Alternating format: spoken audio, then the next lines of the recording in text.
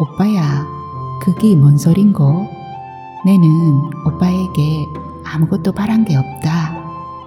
연씨는 애초 감히 요석 오빠를 마음에 두지 않았다.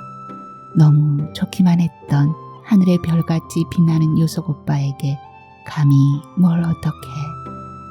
그 꿉꿉스런 요석 오빠가 설마 내를 마음에 담아두고 있었는지를 내 어찌 알았겠나. 심장이 너무 부풀어 목까지 꽉 차오른다. 그러나 곧 연씨는 한숨을 포 내쉰다. 하지만 그 오빠 내겐 먼 별빛일 뿐이지.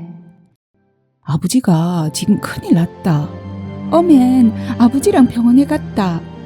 아니, 만석 아재가 차를 가져와 태우고 갔다. 만석 아재가? 내내 있는 연씨는 가슴이 부르르 떨린다. 안녕하세요. 하루하루 소리를 담다 하소담이에요. 하소담 채널에 찾아오신 것을 환영합니다. 오늘은 조순자님의 중편 소설 연신의 노래를 준비했습니다.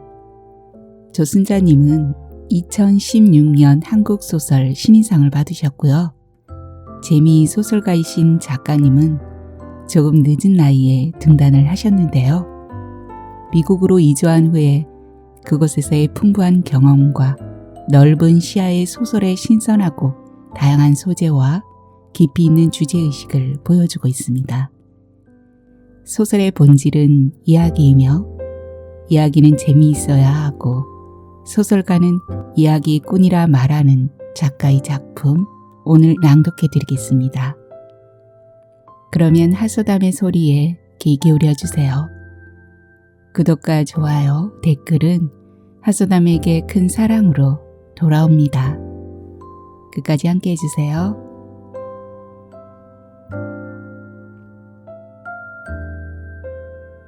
연신의 노래 조순자 1. 오빠야. 이른 아침 안개가 사방으로 자욱하다. 우윳빛 기체는 자잘한 물기를 머금어 무겁게 아래로 처지고 나뭇잎 풀잎에 물방울로 맺혀서 또르르 굴러내린다. 굴러내린 물방울들이 합쳐지고 합쳐져서 시내를 이루고 강이 되어 바다로 흘러가려나. 온 세상 소음은 안개가 모두 흡수해버렸는지 고요 적막하다. 풀벌레들의 소음도 들리지 않았다. 시야 3에서 4미터만을 내다볼 수 있는 가시거리에 새로 닦은 신장로의 하얀 흙과 자갈이 습기로 차분하고 한낮 땡볕 아래 풀풀 날리던 뽀얀 흙먼지는 비현실적인 기억이다. 언뜻 멀리에서부터 도란도란 말소리가 들려온다. 자박자박 가벼운 발자국 소리도 들린다. 계속 제잘되는 쪽은 어린 여자아이, 그리고 가끔 짤막하게 대답하는 사내아이. 차츰 목소리가 가까워지고 등교하는 초등학생 두 아이의 모습이 안개 속에 윤곽부터 서서히 드러난다. 오빠야, 니 오늘 점심밥 건건이는 먹고? 묻는 여자아이. 외숙모님이 싸주시는 대로 들고 나와서 나도 모르겠는데.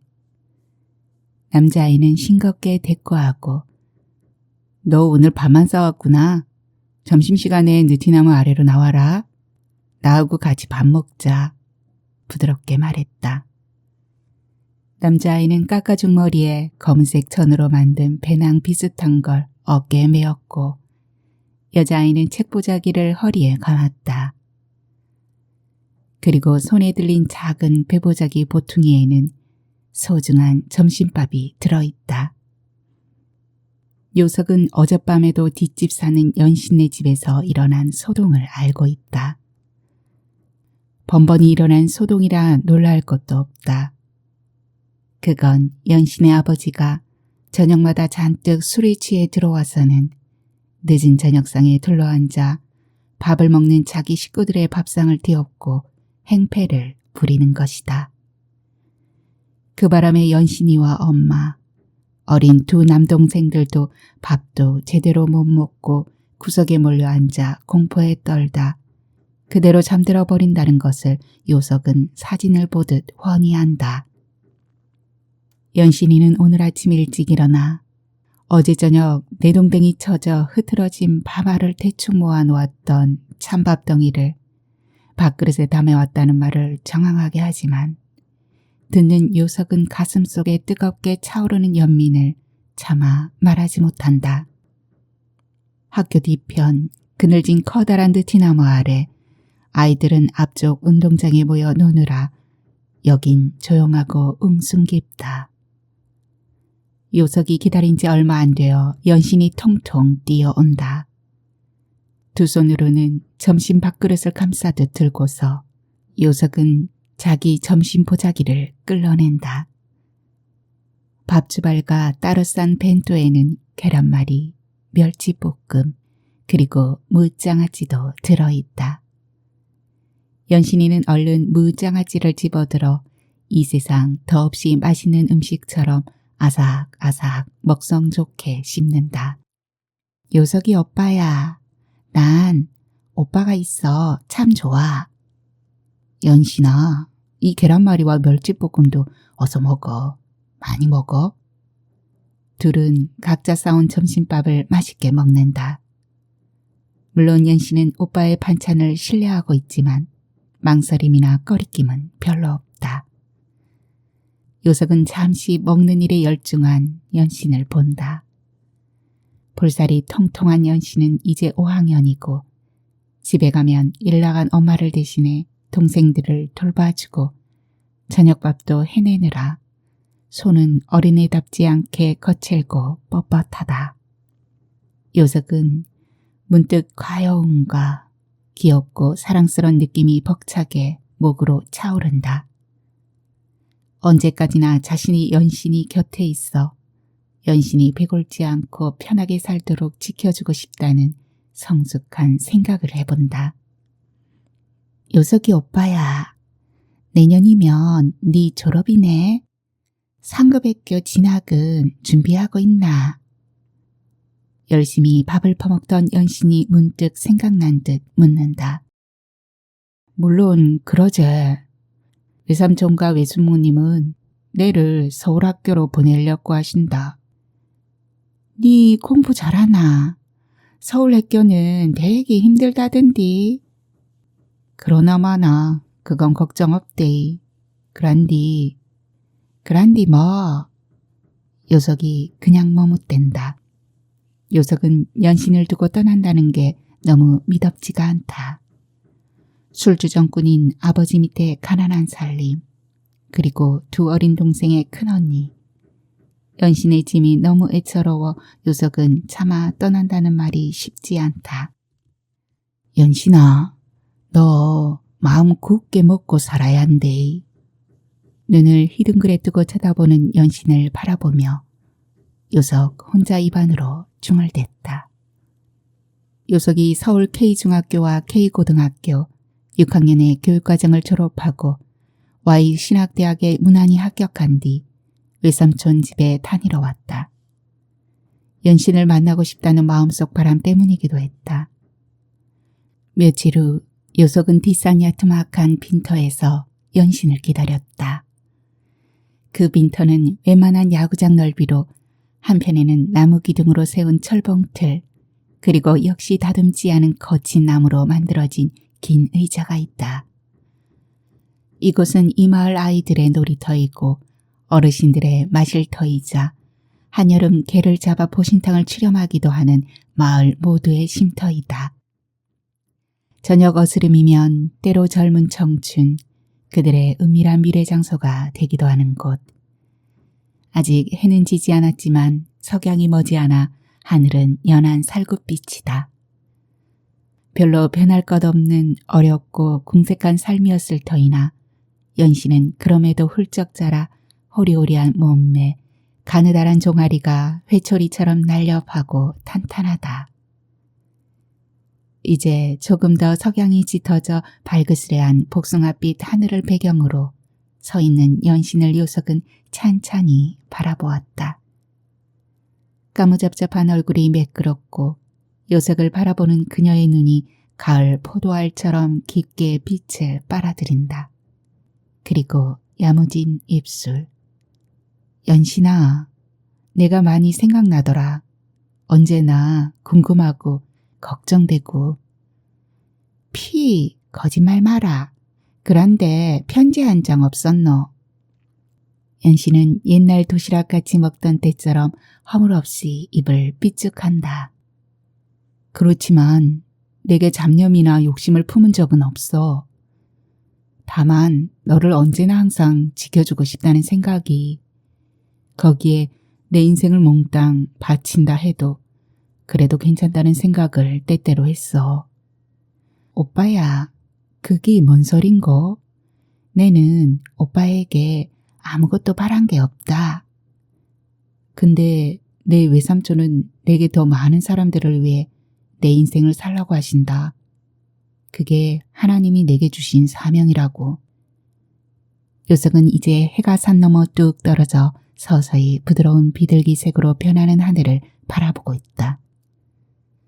하얗고 뾰족한 옆 얼굴, 깊은 눈매는 한없는 걱정스러움과 우스를 담고 있어 연신과의 만남은 차라리 그의 또 다른 하나의 십자가인지도 모른다.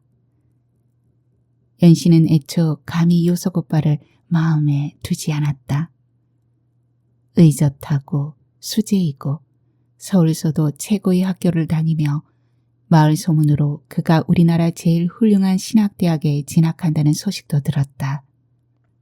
그러나 국민학교 때부터 각별한 친절과 이해로 더없이 다정하고 친했던 오빠. 너무 좋기만 했던 하늘의 별같이 빛나는 요석 오빠에게 감히 뭘 어떡해.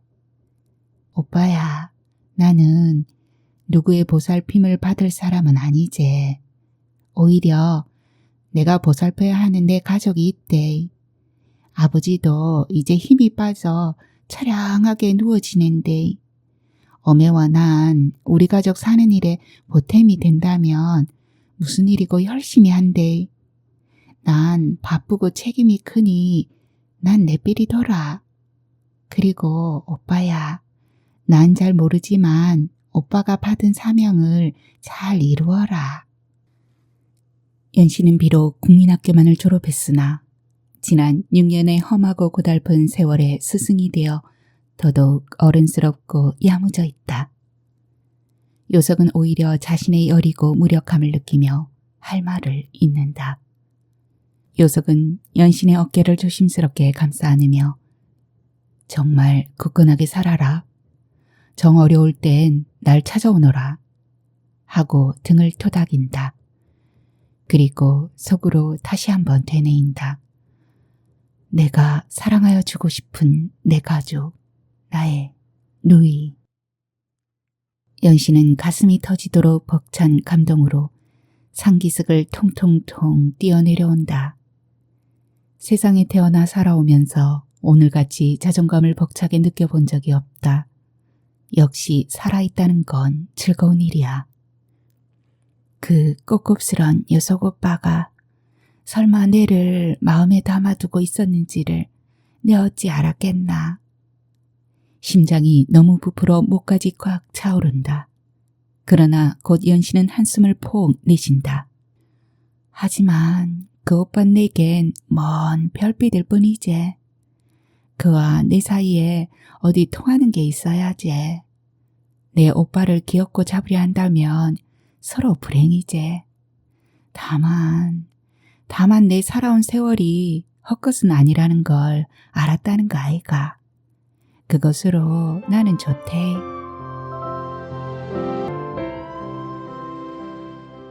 마치 무지개 구름 위로 날고 있는 듯 황홀한 기분에 취해 있던 연씨는 벼락같이 자기를 부르는 소리에 깜짝 놀라 딱딱하고 울퉁불퉁한 돌비탈길에 우뚝 멈추어 섰다. 아이고, 간 떨어질 뻔 안 했나. 동현아, 니 웬일이고. 손아래 이제 15살인 남동생이다. 누구야? 어디 이리 싸돌아댕기노? 아버지가 지금 큰일 났다. 왜? 어찌 된 긴데? 연신도 화들짝 놀라 동생과 같이 허겁지겁 산을 내려와 집으로 향했다.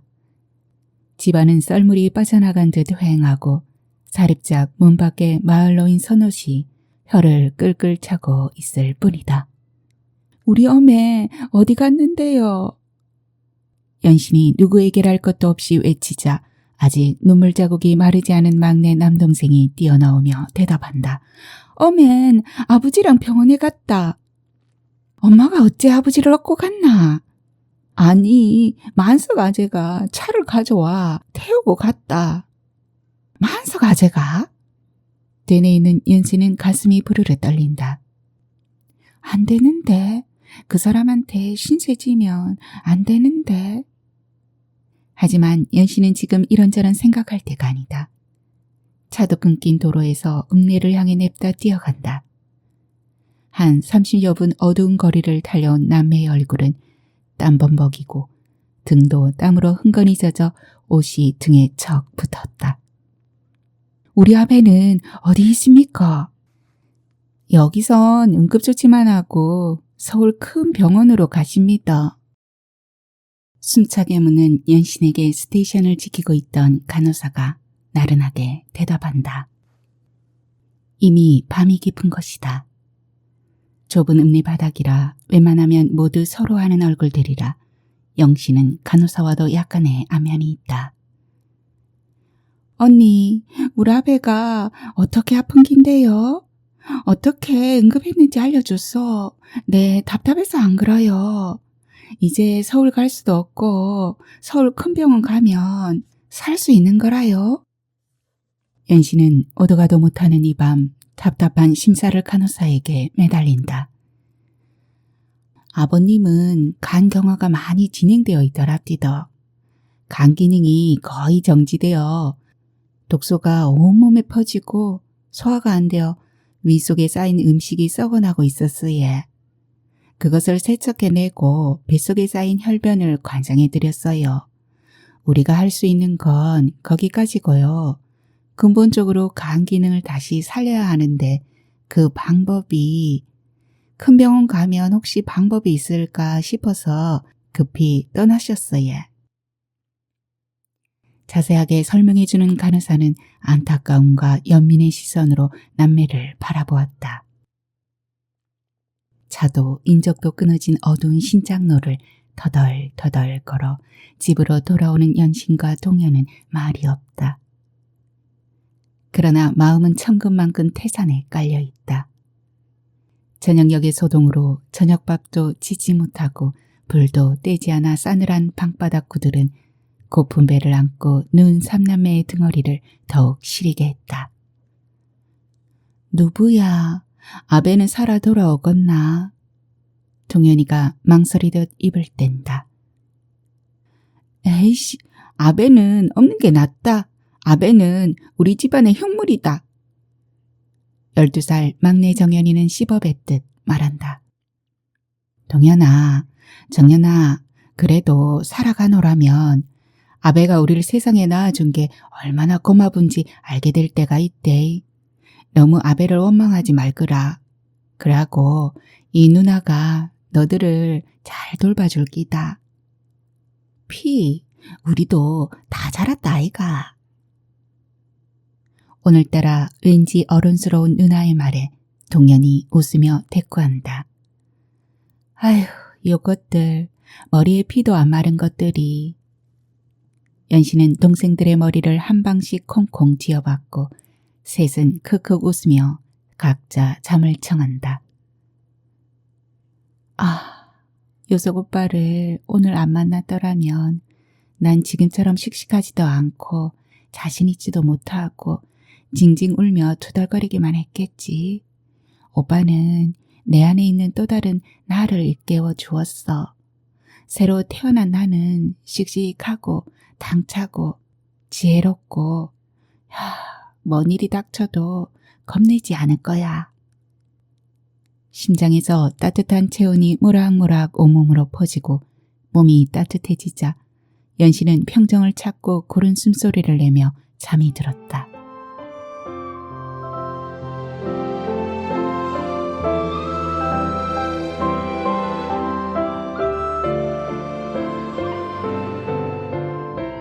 이 선택. 과연 연신의 아버지는 살아 돌아오지도 못하면서 남은 가족들에게 엄청난 빚만 남겨주고 떠났다.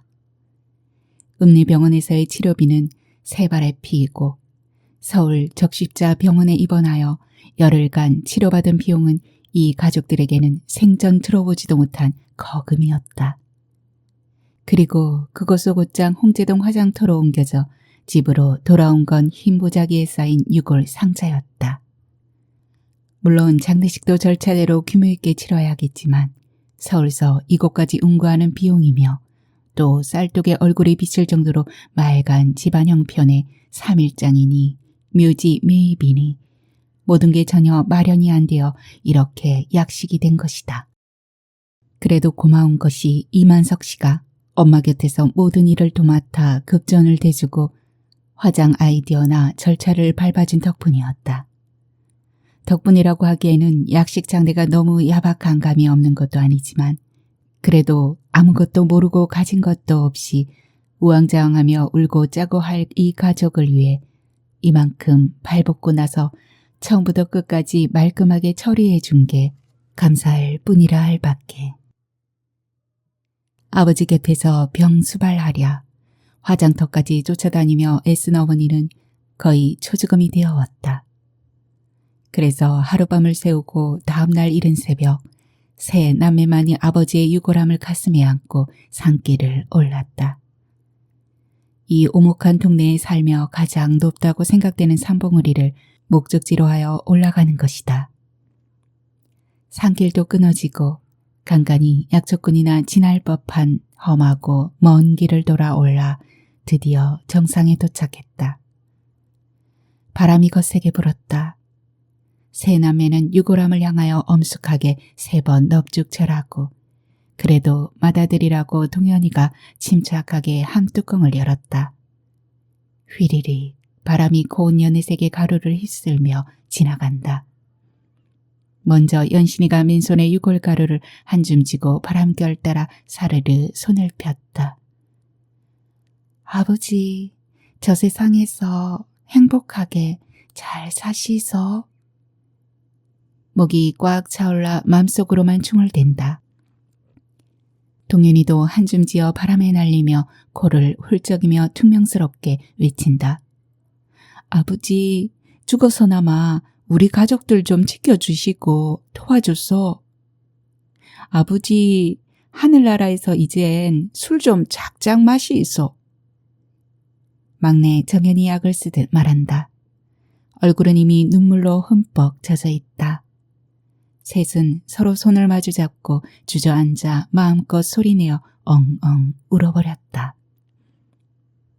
얼마 후 그들은 슬프고 허전한 마음으로 산길을 터덜터덜 내려왔다.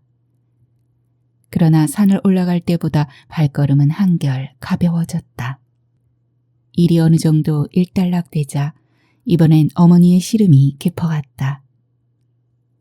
네 아버지 치료비랑 입원비, 기타 경비로 만석아지한테 빌린 돈이 26만 8천 원쯤 된대. 이걸 어찌 갚아야 하겠노. 물론 만석아재는 재촉은 안 하고 있지만서도 그 집이 꽤 부자락하지만 그만큼 신세를 지고도 가만히 있음 이게 사람 짓이라 할 거로 어째야겠노. 두 동생들은 벌써 입이 쑥 나오고 눈알을 부라린다. 다시 아버지에 대한 원망과 미움이 쏟아질 판이다. 그들이 입을 열기 전 얼른 연신이 말한다. 어머니, 너무 걱정 마소. 설마 산입에 거미줄 치겄어.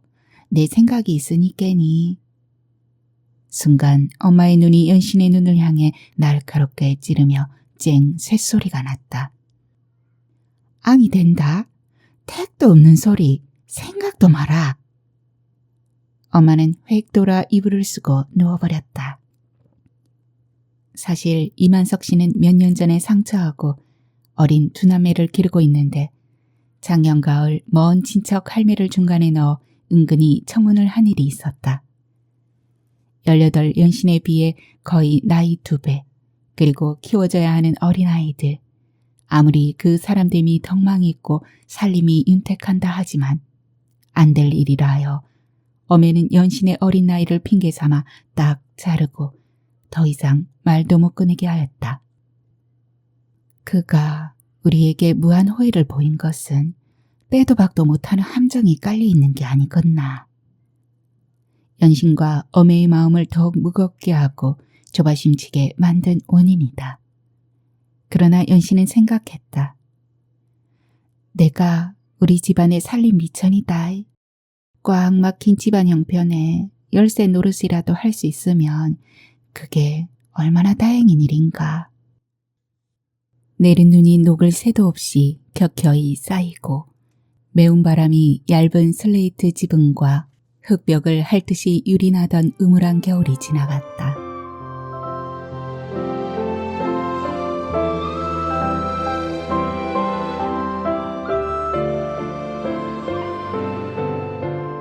양지터의 햇살이 한결 상향해지고 앙상한 가지만 세찬 바람에 하느작대던 수양버들도 나날이 연두빛이 짙어가는 봄이다.